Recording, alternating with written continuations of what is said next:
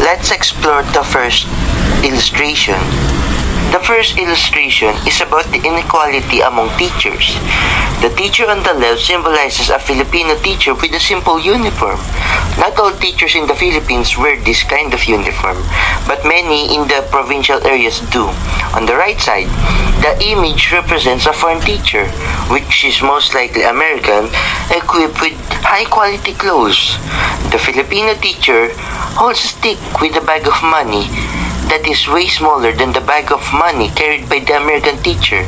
At the bottom, the text "equal work, unequal pay" emphasizes the salary difference between the two. This isn't just a disparity between teachers, but also this reflects the economic gap between countries. Most of the workers and teachers in the Philippines are getting underpaid, and the reason behind this are the weak labor laws and enforcements. Many workers in this nation aren't getting abused because they aren't protected well, and some employers are getting away with this. High unemployment and underemployment. This problem keeps on seeping through Filipinos. Why? Because most of them don't have proper educational background. In result, they get underpaid. And the fact is, they just have to accept it because they cannot do anything about it. In their perspective, well, I'm earning a little, even though I'm clearly abused. But this is okay rather than not earning. As we delve in this topic, government and political issues are also connected to this. Because most of the problems regarding the salary of workers and teachers here in the Philippines as a root cause of corruption and improper labor protection. Additionally, the school building in the background subtly reminds us of the school setting both teachers share. Despite having similar roles, workloads, and responsibilities, the difference in wages highlights the global issue of unequal opportunities and recognition for hard work. The illustration above symbolizes the corruption of family Villar in our lands that end up being a big issue towards agriculture and politics, due to them being an example of political dynasty and them being greedy towards lands that either a rice fields that the farmers gain money for or a place where people live in. Their actions lead to some farmers are not having any revenue on their crops and normal people are being homeless or doesn't have any place to live. Family Villar became so rich after so many years. They think that their position in the government is a business and not a way to help their people. The corruption of Family Villar is only one example of corrupt officials in our government. These people are using their power on their own motives, are being the cause of people doing crime. Just as Teresa Mandiola said, most often, political dynasty comes with the abuse and violation of human rights. This coming election, we should think and vote wisely. Let us talk about now illustration 3 and what it means. This editorial cartoon presents a striking critique of justice and accountability in global politics.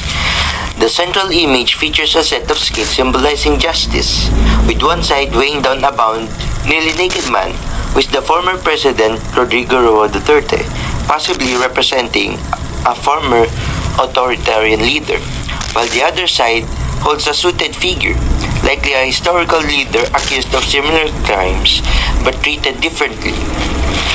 The presence of figures in the background, many of whom appear to be historical judges, prosecutors, and political figures, reinforces the theme of selective justice. The signs reading "Crimes Against Humanity" highlight the cartoon's critique of how international justice is applied inconsistently. The imagery of desperate protesters and indifferent officials suggests frustration with how power protects certain individuals while punishing others. This artwork draws from historical events, possibly referencing war crimes tribunals and international courts where political biases have influenced verdicts. It ultimately questions whether true justice exists or it remains an illusion shaped by power. This editorial cartoon or this illustration shows what happens when onions are imported into the country. The rich businessman represents those who bring in onions from other countries. Because there are too many imported onions, he makes a lot of money selling them.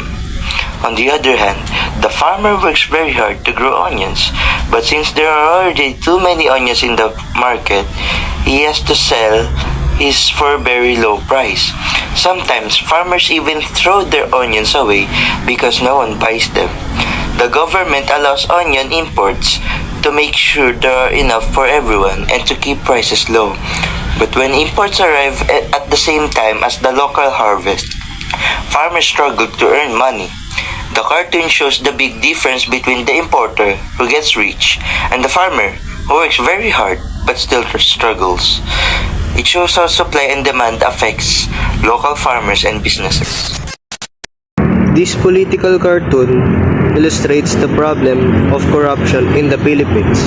The politician perched on a mound of money epitomizes how leaders profit from the labor of ordinary citizens without offering anything in return. The peso symbol on the scepter signifies that wealth and power are prioritized over the people's well-being. The workers straining to support the throne represent the heavy load imposed on citizens, indicating how they are compelled to uphold a system that favors a select few.